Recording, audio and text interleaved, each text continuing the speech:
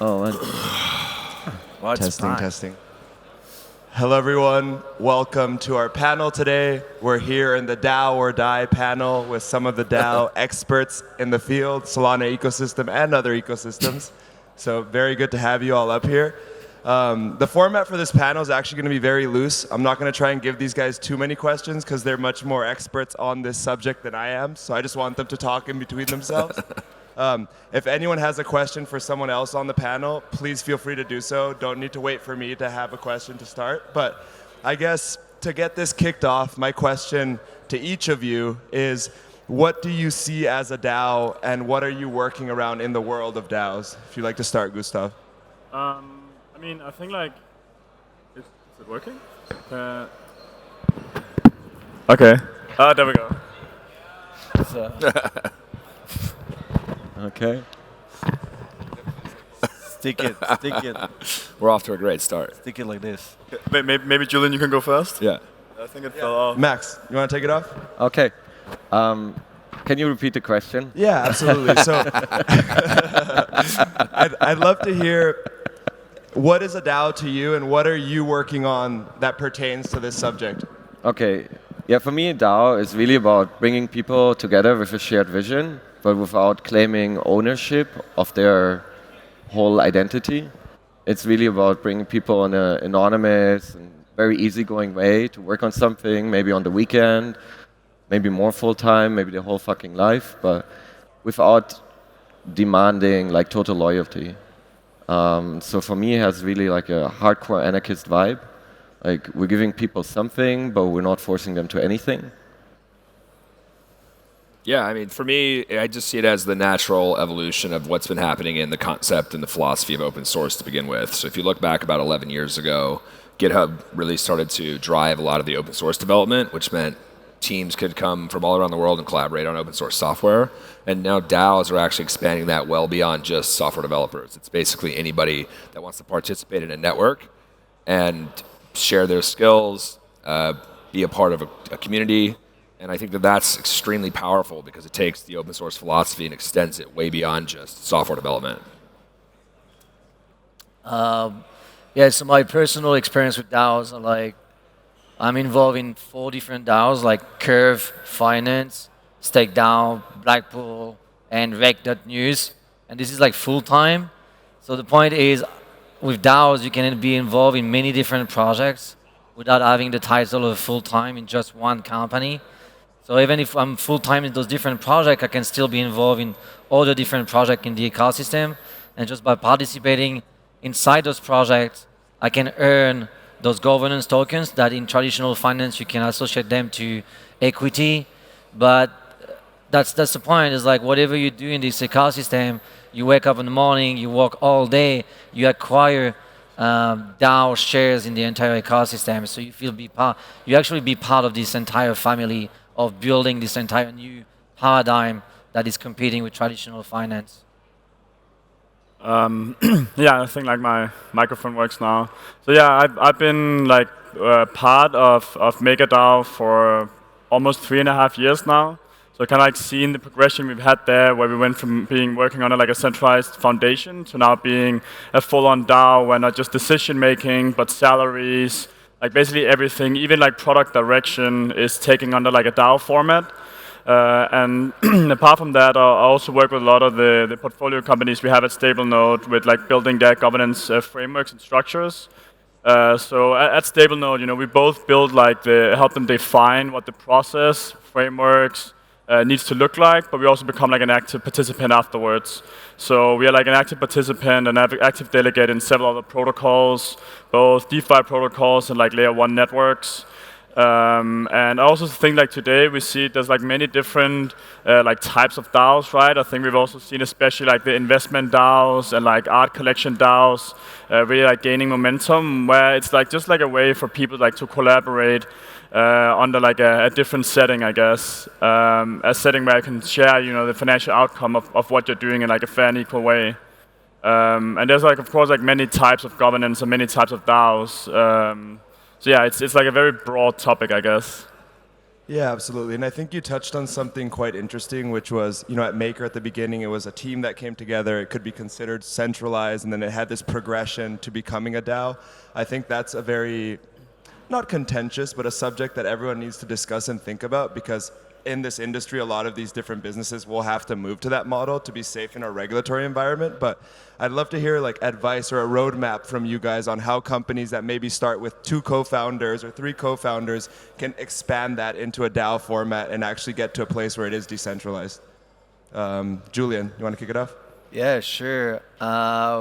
We started a year and a half ago, 2 years ago. That was 5 people, and then now I know there's a 40 chats on Twitter, but now we're 75 people across those many different projects. So you can start really quickly into an idea and then bootstrap a project. But what's really cool is by using those, building a DAO right now, there's a few different aspects of the DAO you can follow, and that will make at least the functioning of the DAO pretty efficient. So you'll do snapshot that basically, and then a forum that basically will incentivize or will get people to add value to your project or add feedback. And snapshot is for voting mechanism on top of your DAO. And then you have the Telegram group, the Discord channel. But having all those different mechanisms, you can just by one idea and then a few different smart contracts, you can bootstrap an entire idea that will normally take in traditional finance a couple years to reach. So you can we start 5 guys, 5 people last year, 2 years ago, and now we're 75 people. The company is registered, multiple different companies, and we're paying high salaries, governance tokens, participation in all the different projects. So it's fascinating. Yeah, I mean, from my perspective as an American, it's extremely hard to do this correctly and legally. And so one of the downsides to trying to create a DAO within the United States is that the regulatory landscape is so gray and unclear that you actually have a lot of teams leaving the United States to actually do this or having to do this pseudonymously. So I'm not suggesting leave the United States to actually start a DAO. I'm just saying if you are an American, it's one thing you have to consider is that me and a couple of guys were hacking on a project actually in one of the Solana hackathons, and we went 2 months into talking to lawyers about this, and we got nowhere because it's so difficult to actually do this in a compliant way. And so I think it's actually you're going to continue to see a rise in pseudonymity with members of DAOs, especially those coming out of the United States. That's what people do. They build DAOs in Europe and they raise money in the US. Exactly. Perfect. Big money in the US. So. Exactly. I think also the panel title is kind of saying in that way too, right? That everyone right now is in this situation where a lot of people speculate that if we don't move towards this decentralized setup, we might actually die as a project, right? You become much more exposed to centralized risk, not only on your team side, but also just from a regulatory standpoint, right? Exactly. So everyone needs to think about at what stage are we actually mature enough to move into a full DAO structure. So for example, what we did at Maker, and I think Maker is one of probably the furthest one on this topic here, where you have even the product decisions, right? Where I think a lot of the teams in the space, they have decentralized decision making in some form, but it's not really there yet. Where even the community decide the product direction, right? You would still see a lot of the big teams kind of deciding which products to build, when to release them, and prioritize kind of the development resources.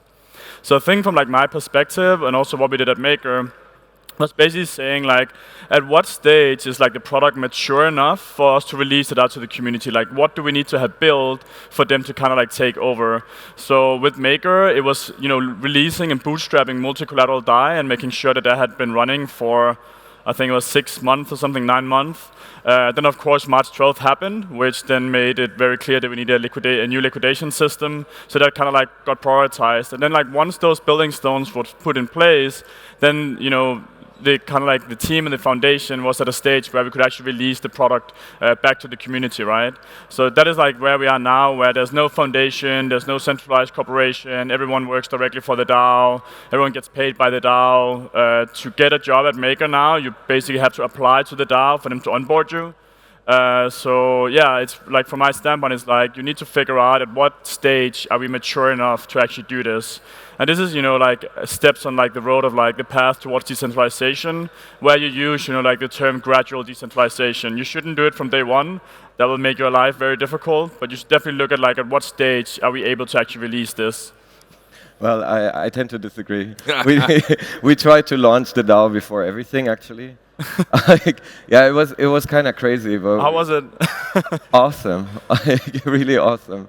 I mean, it also meant building like shit tons of infrastructure around it. Maybe made us slower in the first few steps, I would say. But then it created like all these incentives for people who are really, really smart to get into the project and like decide this is their thing. Like we have a hedge fund trader. He's running his own fund, and in his free time, he's trading on Mango.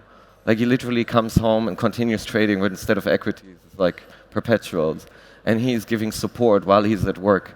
I was just wondering, like, how in the world could this be possible if we wouldn't have decided to open up right away, even when the product isn't finished yet, right? While it's still shaping and bringing all these people with different perspectives together, especially from day one, makes sure that you don't have this like team barrier, which is something we've been always really, really aware as founders.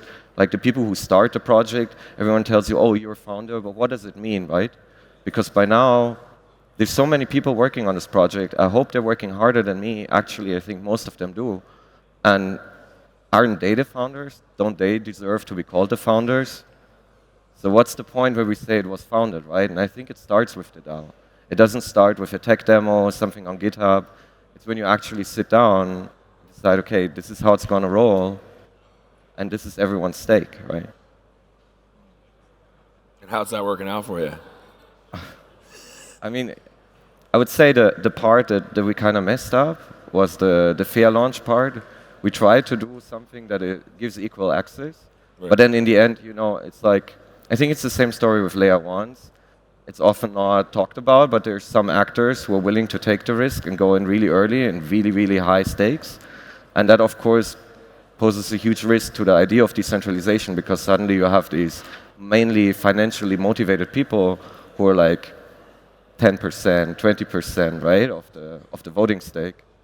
Right. And you need to figure out how you deal with that. Yeah, that's what happened to Curve Finance. Yeah. Yeah. Big players trying to take control of the DAO, and it's tough. Yeah. Then you end up with like players that are playing 40 chess, not necessarily in the interest of the DAO, but more in the economical interest for themselves. So that's why it's dangerous with DAO. It's like people getting involved in the DAO, they're not necessarily having the same vision as you as a builder, as building the project.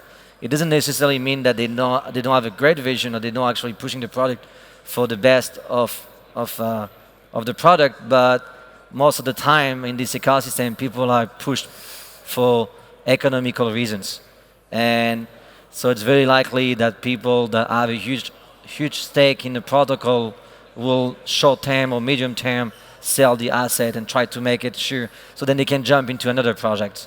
So that's why, my personal experience, like building a DAO is good, but having a fully decentralized DAO from day one, I haven't seen any DAO that's successfully made it. So in a DAO, you need strong leadership, and also after the DAO is like kind of like fully decentralized, you still need strong leadership, even if those people that weight their voice online have a whole stake and shares in the protocol, because people, it's good to say like people, they understand the vision, they understand how to push the product, but most of the time, 99% of those people are more like incentivized by the money. So, yeah. Yeah, I mean, you can also have like a lot of different shapes of a DAO, right? Like I'm like a big supporter of like delegates as well as like domain experts. So you would have like in like for example like at Mango Markets, you would probably need people who's like experts within like trading or like derivatives, like auction methods. And I would say like from my perspective, I think like putting like extra responsibility over to like people who would get voted in by the rest, or like delegated tokens to because you trust in like their work, their expert opinion. I think that works better than having like a completely open voting process, right? Yeah, but you can still build a layer of bribing on top of it. Of course. And then the people that bribe, tell, or direct, like incentivize governance decision in such a way that will incentivize the delegates to delegate in that specific path. And at the end, you just like have an extra layer on top of an extra layer, and then govern the DAO. Yeah, I mean, like, of course, like, influencing delegates or something like that can always happen. But of course, like, hopefully you would be able to spot it at some point, and people would hopefully remove their delegation from them. No, because they will make more money for them. Yeah. It's like the situation at the moment with Convex and Curve. Like Curve is also like a very special example, right? well, like in I think it's Gitcoin or like ENS. Now they're starting to think about introducing rewards for the delegates. But it's easy. You can just like build an incentivization program that will just direct the DAO to do certain things. Yeah. I have a question actually. So going back to Max's point around the IDO and around trying to think of mechanisms that you can have fair distribution of these governance tokens so that you actually perhaps get a spread out participation across the field. Now that you did the way that you went and you guys have seen other models, have you thought on ways that you could have done a better model of token distribution for the DAO? Or like what do you guys as well think are interesting ways to actually have a fair distribution of DAO tokens? Max, if you'd like to start. I mean, we thought the whole time maybe we should just do an airdrop to everyone who got liquidated. Kind of like, yeah. but then maybe that's not the smartest people to start with. That's cold. I don't know. It's really, really tricky. I mean, fundamentally, you're trying to solve, like, you don't want to give, like, huge stake to people who are never going to contribute back, right? So you want to incentivize people who are actually really active by themselves. You also want to give them the power to change the project in the direction, because usually the knowledge sits on the outside, right? It sits where people are actually working, doing the work, seeing the code, talking with the customer. It's not necessarily in the VC office But that the strategy is decided. Like, Yeah. how do you do that? Like, it's Yeah. clear who deserves the tokens. Like, I how mean, do you make sure those people get the tokens? Our plan still is that there's a huge part of the treasury unspent, and we're just going to distribute it, hopefully mercilessly, to developers. I personally would love that, but unfortunately there's no more opinions in the DAO.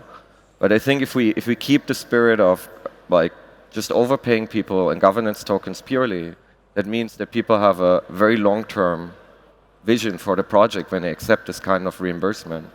And if we manage to distribute it in a way that really I would say top 100 people that built this project, right? The people who really committed their lives in the end are large owners of it, that would be ideal. Joe? Well, I mean, I'll say I may or may not have participated in the public sale. So I actually thought it was brilliant. I thought it was really fair for outsiders that actually weren't actively participating in Mango.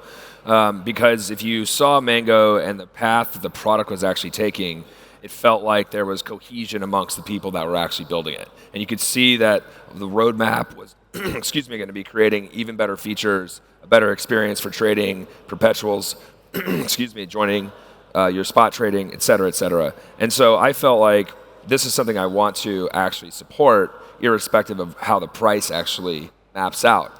It's ultimately, of course, gone up in value because you have more and more people using it, more and more people are evangelizing it. I'm evangelizing it. I think it's actually a great product. So I actually think it was a fair approach to actually distributing tokens on the public sale. That's different, I think, than how you would actually distribute them with people within the DAO. Myself, being a software developer for a long time, I completely agree. I think the people that are actually doing the work are the ones that should be getting compensated the most. Don't you think like if you like overcompensate people who like are the contributors to a DAO, like don't you think that you would end up in a situation where you have like not just a concentration of the tokens to that team, but also the team that is the easiest for them to collude, because all of them are like in the same chat channels like Slack, Discord, whatever you use, Telegram. They know each other. They build this project together, and they're also like now probably like at least like the majority of the largest token holders. That is like the easiest way to create like a concentration of power that would exclude the external community to maybe want to participate because that like now the majority of the voting power lies within the team structure. But Like, how do you avoid that? Well, I was going to say, what do you suggest as an alternative? Right. So on the one hand, if people are going to be actively contributing, shouldn't they be getting compensated. And on the other hand, if they're going to be, to your point, could potentially be colluding because there's a group of 10x developers that all get together and they have this large chunk of the treasury.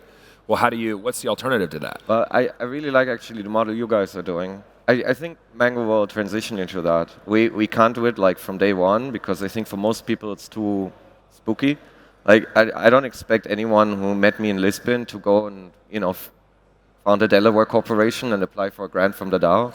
I think. Sorry, what is that? What is that model that Max is mentioning?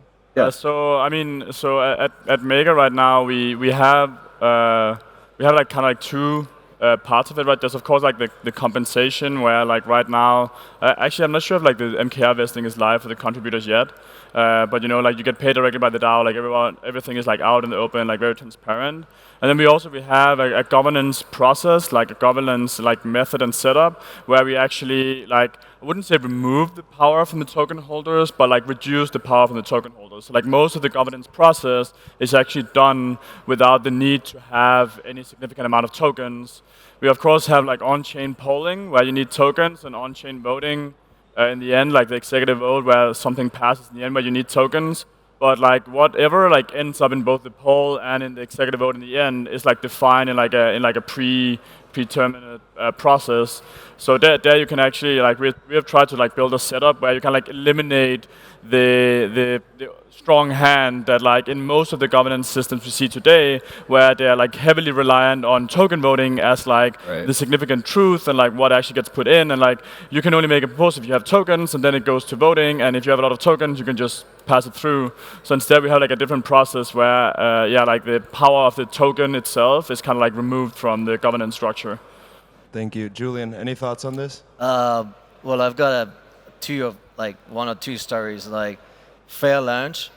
The problem is what we experience is, so in token, like in product you have yield farming, but you also have like contributors farming.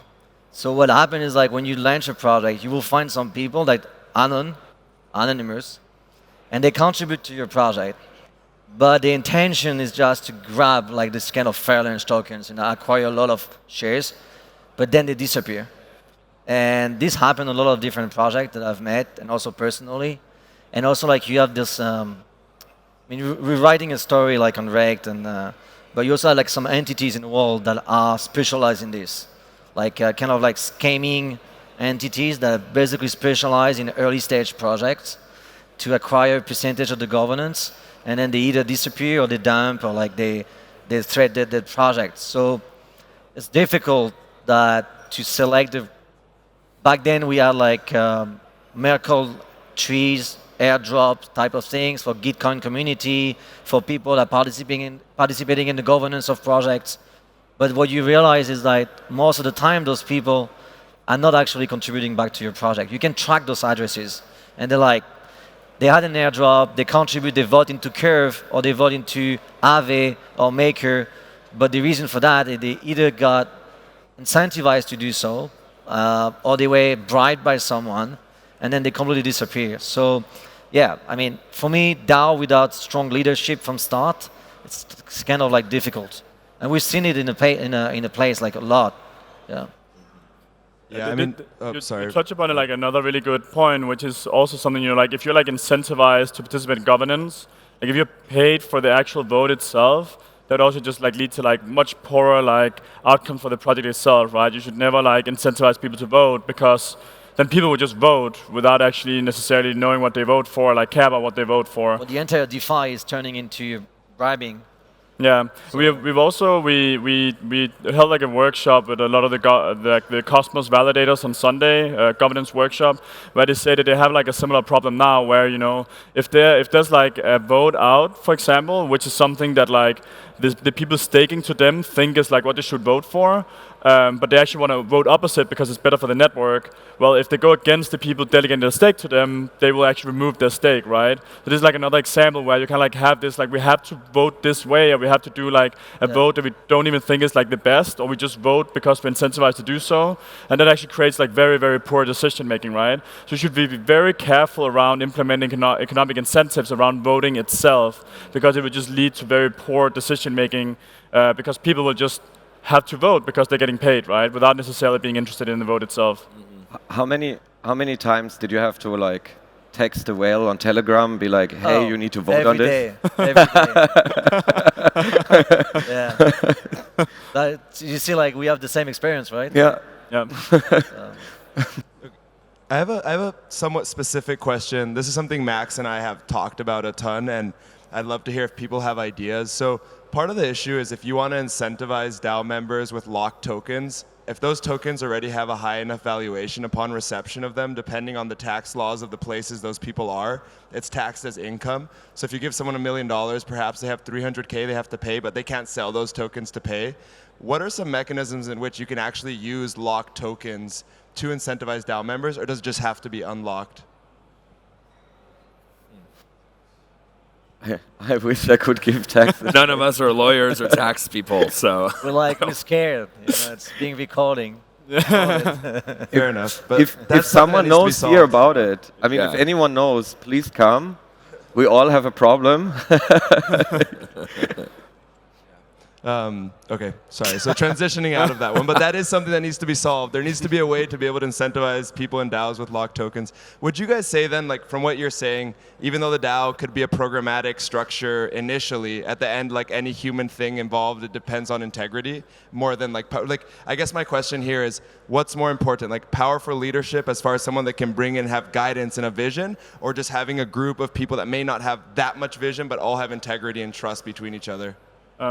So I think like also like I think like from my perspective, like whenever we talk about DAOs, like a lot of people think, oh, we are like gonna create this community. It's gonna be like only like amazingly smart people, and we're gonna end up with like better decision making.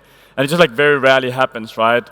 Like if you have like a small like internal team that are like the true experts, they will almost always take better decisions than like the community, right?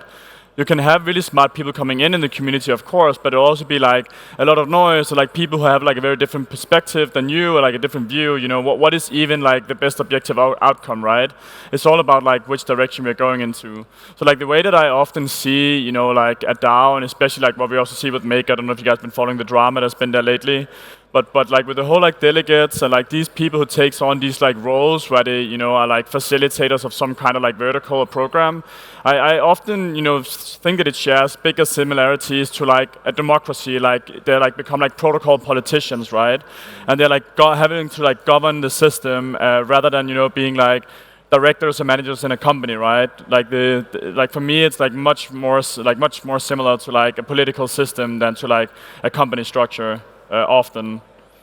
Yeah, I mean, I would agree with that. I think, you know, one of the things that cryptocurrency has done is that it's digitally enabled a concept that's been around for thousands of years, which is something we've all made up, which is money.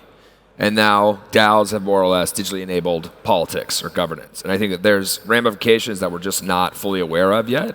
I think the incentives piece around, you know, if you're going to be getting paid for this in a token that has value, well, politicians also get paid. Right, and so there's going to be that kind of tension, but it's going to be in a decentralized and pseudonymous or anonymous way. So we're basically taking some of the stuff that was happening, kind of the real life world of politics, and applying it into a decentralized environment. Yeah. Any thoughts or no? Well, I mean, like it's funny because before like DeFi and people in blockchain, they were chasing money, but then over the past year now they're chasing lobbying, and lobbying now is starting to be more important than money because you can... Lobby is money, no? Well, the thing is like if you have lobby, you can direct money, but if you have money, you don't necessarily have lobby. Yeah. So what's happening now is like all those new platforms being built for bribing, incentivizing people to do certain things. Because what we realize is when you have a stake in Maker or stake in Curve or stake in Aave and all different things, those people that want to build on top of it, if you think about it, like a project might have a TVL of 20 billion or 30 billion, but at the end of the day, what you want is to be connected to that project because you want to tap into that liquidity. You want to build on top of it. So the most important aspect is not actually how much money you raise, because you will never be able to buy with the money. If you raise 20 million US dollars or 30 million US dollars, it's very unlikely that you can actually get yourself inside those protocol. What really counts is how many people will vote for you to get inside those protocol. So then the only way for you to get listed inside those protocol to build on top of it, because we're talking about lending market, auto market maker, basically the infrastructure of the entire traditional finance. What we're currently building is not new. And you say like before it was 1,000 years ago there was money, but whatever we're seeing in the DeFi space is just the copy past of the traditional financial products, but with a different stack, a different technology. And now what's happening is, as you mentioned, it's like the European Commission. It's like Europe. You have the Parliament, you have the European Commission, you have lobby around those big projects that then, if you have sufficient power, sufficient lobbying, you can basically tell, okay, you can get listed. I will incentivize you to get there. You basically control the entire DeFi, and that's what is fascinating but at the same time is very scary. Because now it's not a question of money, it's a question of governance, of lobbying. It's happening. Right. Well, thank you so much to all of you. I actually am going to extend an invitation to perhaps do a podcast episode because I think we all touched on a lot of problems, and it'd be good to do an hour on solutions to these problems, and then perhaps people can learn from that. So I appreciate your time here. Thank you, gentlemen. Thank you to everyone.